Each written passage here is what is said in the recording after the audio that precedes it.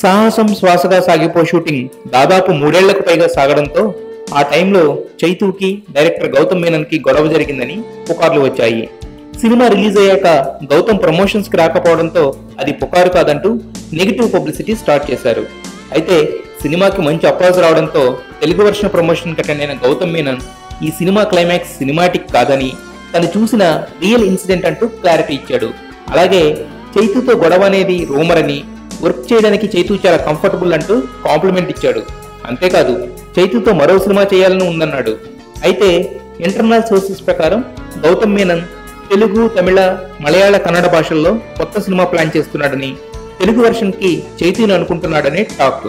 Notes గొడవతో dull గా start అయిన సాహసం శ్వాసగా సాగిపో ప్రస్తుతం సేఫ్ జోన్ లోకి రానుండడం ఆనందించదగ్గ విషయం.